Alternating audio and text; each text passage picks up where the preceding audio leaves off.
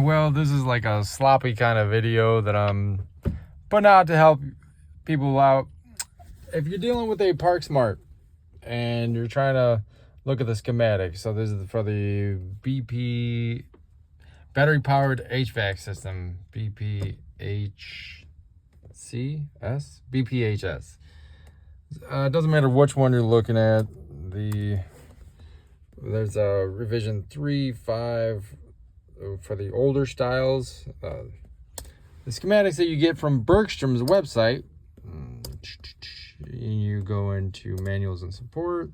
You can find them on their site under manuals and support, installation manuals. You want to go to troubleshooting manuals, and there's the one that is for like the P4 Cascadia and the very late P3 Cascadia, or the older models is gonna just be the Park Smart. Anyway, you got those manuals there. So anyway, you download this manual and you get to the wiring schematics, and they do this to it, and it's 2 pages. So it's very irritating. So what I have learned to do is you just left click and then you copy, and then you come over to your paint. And I already did that with one side of the schematic, and I'm just going to stretch this out over here and make this bigger, so that way I got more room, and I can right click and paste. And then here's the magic. We're going to try to line these up as best we can. Oh, and if we think we have it close, we can hit the down arrow, and you can use the arrows to kind of line it up. It looks like it's pretty darn perfect there, although we're missing one circuit. Gets a little wobbly over here, but that's fine. Ain't too bad. So now that we have it lined up, you can left click on it to just make those dashes disappear. Hey, focus.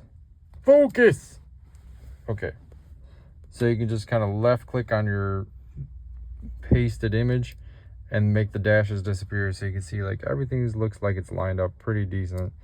Let go, left click again, let go. And once you feel like it's all right, so you can click outside of the box, anywhere outside of the box, and then boom, it's there.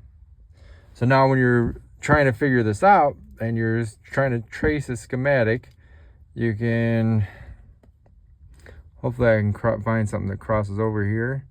What I like to do is I'll grab this line tool and pick a color. I'll go with red, but like it would help if you picked a color that like suited whatever wire you're looking at.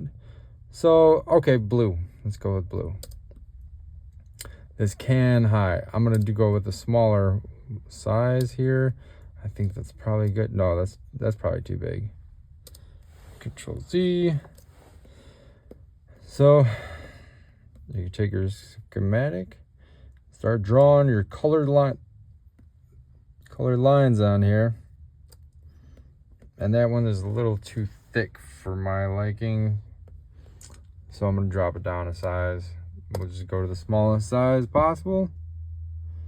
And yeah, I don't think I like the smallest size there. I guess you could use your best judgment. You can make it bigger if you want to. Bigger does seem to be better. It seems to cut it off a little bit, but so then you come over here, draw a new line. You can't click on it. Perfectionist. So you can't click over here to start your new line going across. You have to click on the other side, or just click anywhere and make those 2 dots disappear. See, watch, click anywhere, 2 dots disappear. Now you can follow up and trace your schematic. Back to over to deer.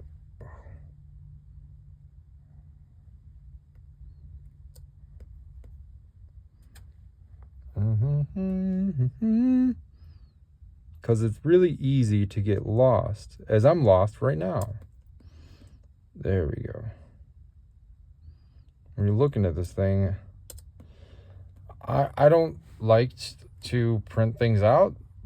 So that's why I do this. I only like to save information on my laptop and resort back to it later. So eventually this thing will be fully colored when I am when I am, and I can put like notes in here possibly, like, hey, I'm trying to find the schematic, and then, hey, it just seems to stop here. So what is that? I'd have to go on the vehicle side, Freightliner, and see where that connector goes to. So that says J4. I mean, like, that information, that could be the vendor part number. So if you wanted to match that up, I don't know. I can't confirm or deny, but that looks like a vendor part number, Delphi. So when you're looking at your A06 part number, you can match it up. I wonder where that one goes. Is it just a dotted line? It's just a dotted line. Oh, that's all that is. Like Cummins uses their dotted lines.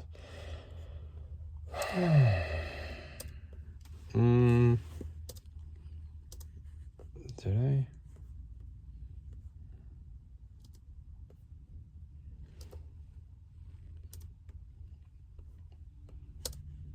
See what got cut out? That little part at the top. Oh, that's not even in there. They robbed me of this. How dare you? I kind of want that information in there, no? What do you think? I mean, I could throw it in there. Do I want to? Yes. Print screen. I enabled that so that way when I hit that button, it doesn't just do a giant print screen. It just does whatever I want. If you wanted to enable that, you would hit that Windows key and type in print, or INT, and then there's a little settings right there. Use print screen key to launch screen snipping, and mine is turned on because I like that feature. Otherwise, you get the whole thing when you hit print screen, and that's not what I want. Control V, boom shakalaka. So that's cool. I'm happy with that. Oh, let me take a little snip of this.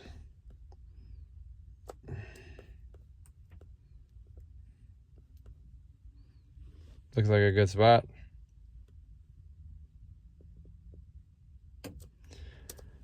There it is. Now don't forget to save it. Let me trim this down a little bit so it's not as giant. I've noticed that randomly, I'm not sure why, but if I do this, it's not doing it on this time, but like the whole image will jump down as I cut this down further. So I tend to expect that, compensate for it. I have no idea why it does it. Save as. I just save. And I'm surprised that this was not in here, because I had a bunch in here. What is this? BHPS? Battery powered HVAC.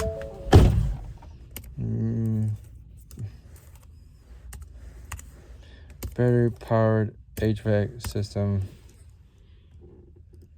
schematic. Hunt and peck, baby. Save. So yeah, now you can easily trace your circuit. You can revert back to this later on. There's kind of, the doubt is eliminated. It's just very irritating that you don't have to tape this together. Like, you don't have to play any weird games. it's there. So that's something that I do and figure that that's helpful. Yeah, ciao. Drop a like or something, I guess. I don't know. Or not, whatever.